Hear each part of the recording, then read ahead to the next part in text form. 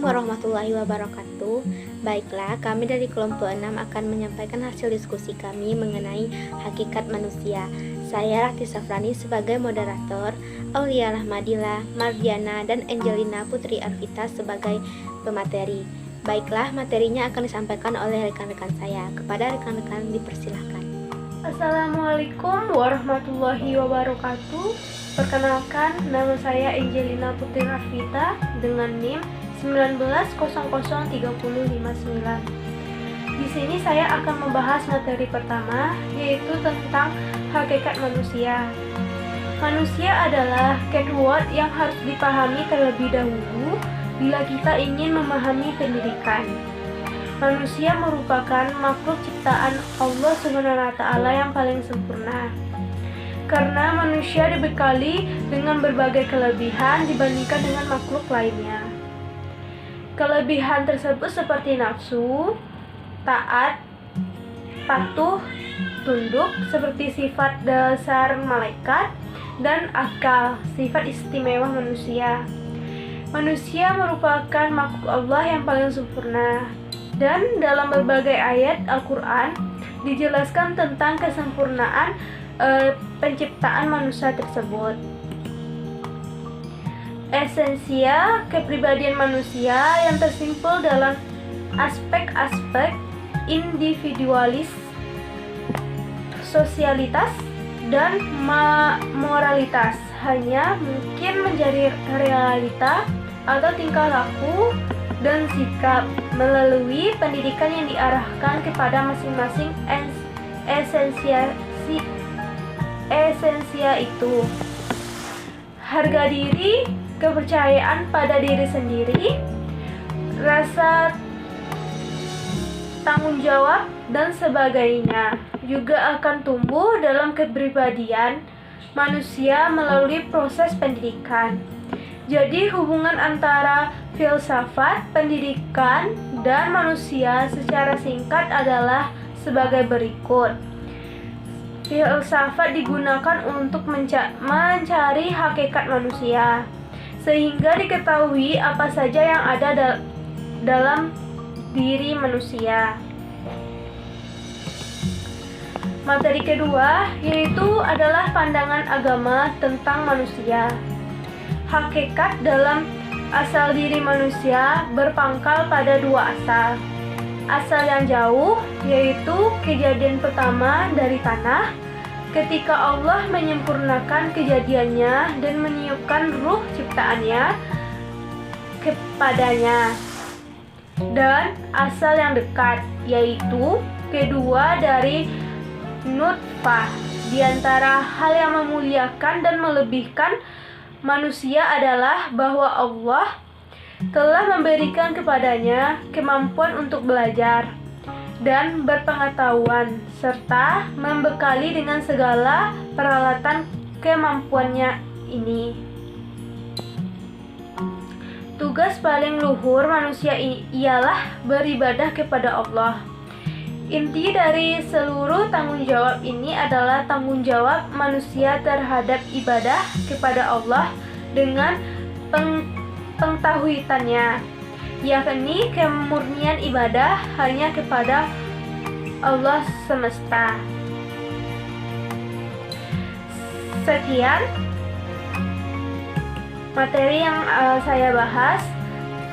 Terima kasih. Assalamualaikum warahmatullahi wabarakatuh. Baiklah, di sini saya akan menjelaskan mengenai pandangan filsafat tentang manusia. Ada 5 hakikat manusia yang dipandang filsafat. Yang pertama yaitu manusia adalah makhluk yang paling indah dan paling sempurna dalam pencitraannya, yang mana manusia yang paling indah ciptaannya ini itu manusia yang memiliki keunikan tersendiri yang tidak ada pada makhluk lainnya. Yang kedua yaitu manusia yang memiliki derajat paling tinggi. Dimaksudkan derajat yang paling tinggi ini yaitu derajat yang paling tinggi dari makhluk lainnya, yang mana manusia harus mampu menjaga dirinya dari hal-hal yang dapat merendahkan nilai-nilai kemanusiaannya. Yang ketiga yaitu manusia adalah khalifah di muka bumi ini. karena memang manusia diciptakan sebagai khalifah di muka bumi ini. Yang keempat yaitu manusia yang diciptakan sebagai makhluk yang bertakwa dan beriman kepada Allah. Yang kelima yaitu manusia yang memiliki hak azazi manusia, karena pada hakikatnya manusia itu memiliki hak azazi manusia tersendiri. Ahli fikir dan ahli filsafat memiliki sebutan kepada manusia. Yang pertama Homo sapien, yang mana manusia itu memiliki budi. Yang kedua, manusia disebut sebagai animal rasional, yang mana manusia itu memiliki manusia dapat berpikir. Yang ketiga yaitu manusia disebut Homo economicus, karena manusia itu memiliki prinsip-prinsip ekonomi dan bersifat ekonomis. Selanjutnya yaitu manusia disebut sebagai Homo religius, yang mana manusia itu memiliki agama. Sekian, Baiklah, saya Rati Safrani NIM 1900327 akan menyampaikan materi selanjutnya mengenai pandangan ilmu pengetahuan tentang manusia.